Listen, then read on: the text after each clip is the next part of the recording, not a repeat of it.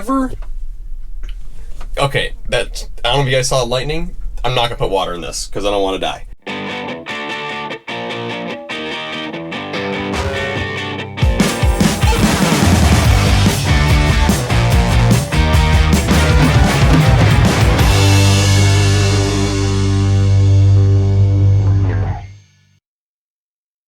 In today's episode, we are not going to be doing much with equipment, maybe a little bit, I don't know.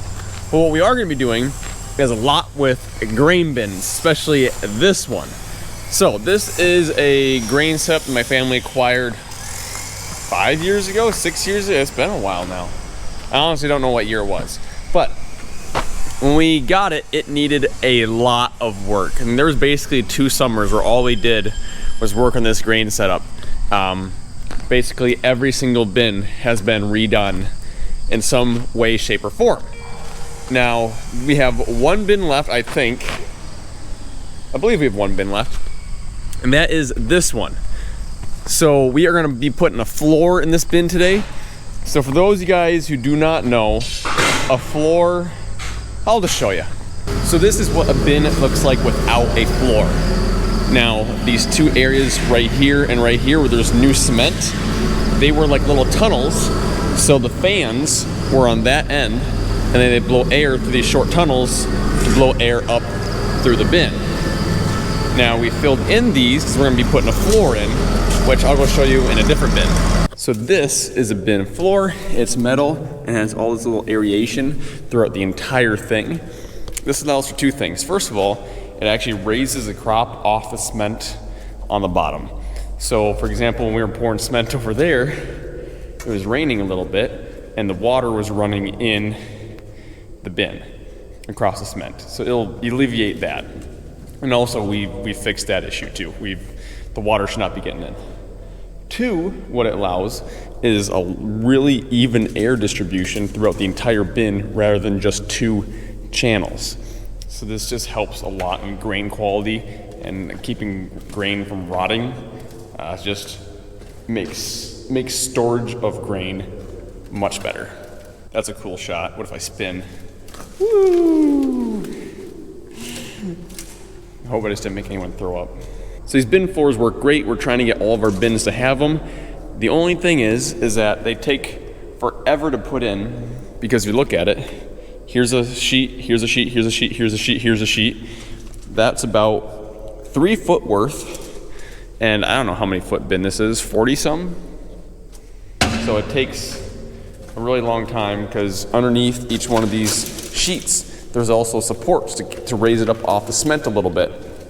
So not only are we having to cut each individual sheet to be the right length, but we're also having to put supports underneath it. And then after you do all that, you have to go around the edge and put in this edging stuff to make sure that nothing can get underneath. What also makes it a little bit more difficult is that all of our bin supports are on the inside. So you have to cut around each individual bin support around the entire edge. So we have the whole crew coming today, the entire family. We are going to try and knock this thing out. I probably won't be able to stay for the entire day because we have some equipment to move as well, but it'll be a good start. You finishing up or? Yeah.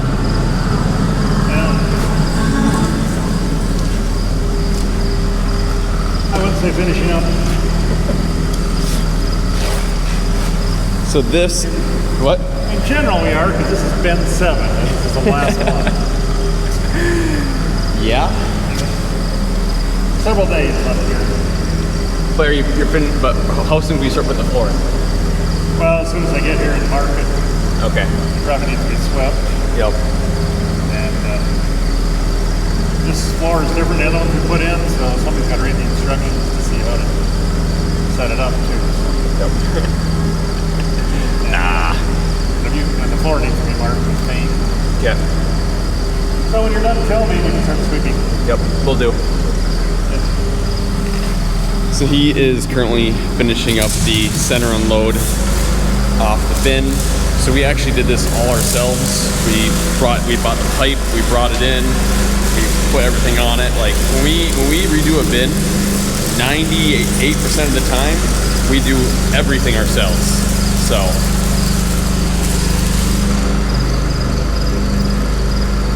he's building all the gates. He's building the unload auger, unload auger tube. We had to measure it out yesterday or 2 days ago. Just a lot of work goes into it. Here's a quick look from the other side. Basically, tube comes out, the auger will come out. We'll unload grain here. I don't know. On that side, we have that U-trough. On this side, I do not think we're planning on doing that. We have like a backhoe conveyor that we can fill trucks with. I'm guessing that's what we're going to use. Don't know for sure. But as you can see, it's just literally a bare tube that we bought. And then my dad's been working hard on getting these gates put in. Then we got to weld all this up here, caulk it. That'll be good to go.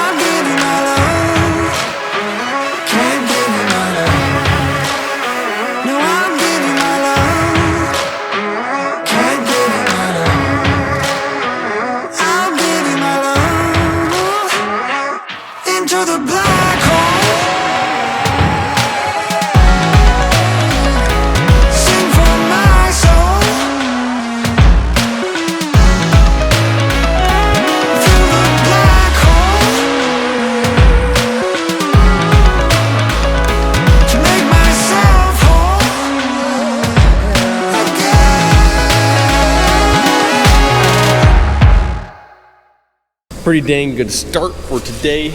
Now we're gonna go down and actually run the high boy a little bit. Got a little experiment I need to do. So here's the thing, I leave for college tomorrow. I have 1 semester left until I officially graduate. Technically I walked last semester, but well, it's not looking that great anymore, and I really don't feel like getting caught out in a storm in a high boy out in the middle of the field, because what I was going to do was I was going to do some tests to see if I could run a prescription and backfeed it through a field dock connect to a Raven 440 monitor. Might sound like rocket science to you guys, but I was going to explain it, and it'll probably come in a future video. I'll have to do it when I come back home next weekend or the weekend after. I don't know when I'm coming home. But now I'm just going to focus on getting some stuff put in the shed, because apparently a few towns over has like 60-mile-per-hour winds right now. And I really don't feel like being caught out in the middle of a field in 60-mile-per-hour winds with a tricycle of death. How much room we got in here? Huh. Basically none. We could get a pickup in here. We could get that. Let's get the pickup in here. But the pickup would just as easily fit in there. Let's put the pickup in there. High boys are staying out. They just are. I mean, we love these things, but this one's probably dead because this thing, if it sits for more than a day, it's dead, and it's been sitting for about 2 weeks. Mine will probably start, but by the time we get it put in a shed, where are the keys at? I mean, the last big storm that we had, the high boy sat outside, untouched. It was perfectly fine. So, they'll probably be fine.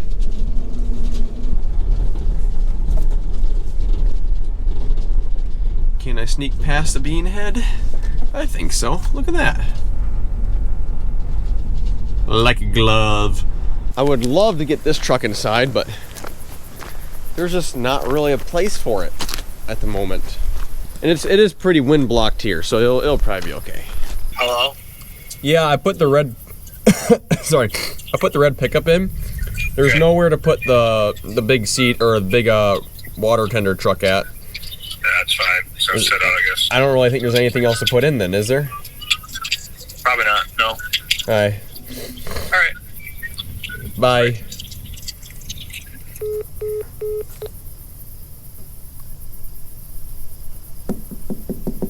Let's put that prescription on that monitor.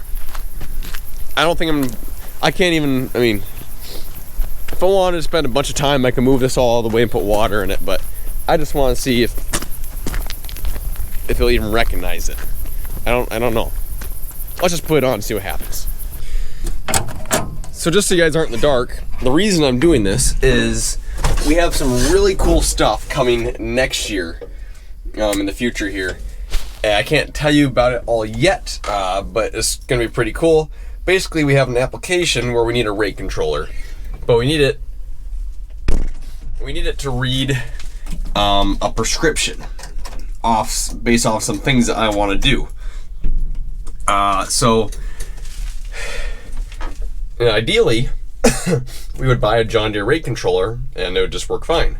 However, I've been told that I can use my Raven and run the prescription backwards through to the Raven.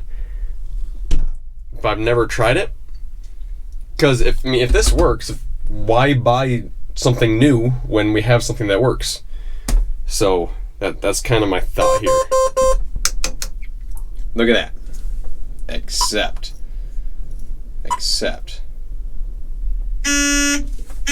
No way.